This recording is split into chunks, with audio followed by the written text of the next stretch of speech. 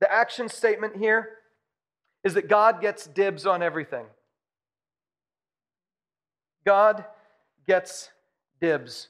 A number of years ago, I was driving a Jeep. It had no airbags in the front. And because it didn't have any airbags in the front, that meant my children could sit in the front seat. And because my children could sit in the front seat, now we were allowed to play the game of shotgun. And so if I ever said the words, "to the car," they knew that was their cue. They were not allowed to say shotgun until they could either A, see the car, or B, I had said the words "to the car." And if I say "to the car," one of them would yell shotgun, and the one who yells shotgun would get to sit in the front seat next to me. That was the shotgun seat. And I'm telling you the truth right now. God called shotgun on all y'all before any of us were around. And he doesn't even want the shotgun. He wants the car. He's the driver. He's sitting there and he's like, we're going where I'm saying we're going to go. And oh, by the way, he's got dibs on everything. You know that money you think you made last week? You didn't make any money. God made money. He made everything. He made money. He came up with the whole idea. He gave that idea to people who over the years have developed a system. Sometimes that system we don't follow too well and we end up at fiscal cliffs, whatever they were. But nevertheless, he came up with the idea. He put it in, he invented people, he made money. He just likes to store it in your bank account. He puts it in your account so that when he needs it, he can get it. He put energy into your muscles so that when he needs it, he can get it. He stored breath in your lungs so that when he needs a word or two, he can get them. God has invested so much into you because when the time comes, he wants you to be fruitful and abundant. And he's called dibs on everything. He owns your breath, your time, your money. He owns your body. He owns your house. He owns your car. He owns your life.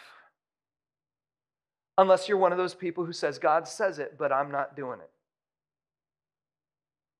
And so I encourage you, and I challenge you that if you understand who God is, you're at least one step on the way to your destiny. And that's one more reason why I like that Japanese kanji symbol, because it's not just a house, it's also an arrow, pointing us to God above other people.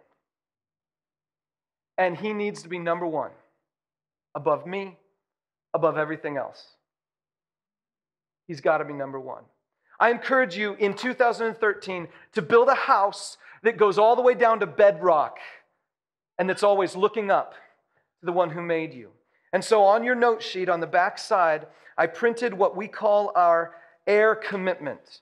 There are two statements there. There's a statement in bold called the air statement, and there's a statement that's in italics underneath it that's more specific. And if you want to be a member of this church, when we come to our Commitment Sunday, this is the commitment I'm asking you to make. It says this: in every aspect of my life, God comes first. His word is my only authority. His Son is my only salvation. His glory is my greatest desire. I give him the first of my every opportunity. And specifically, I have given my life over to Jesus as my Lord. I have followed him in the waters of baptism. I will submit my life to the mandates of the Bible, stand up for God's honor, and invest the first portion of my time, talent, and treasures in the work of his kingdom. I want you to make that commitment with me this year. Make 2013 a year of great destiny, fruitfulness, and abundance. And it starts with us as individuals today.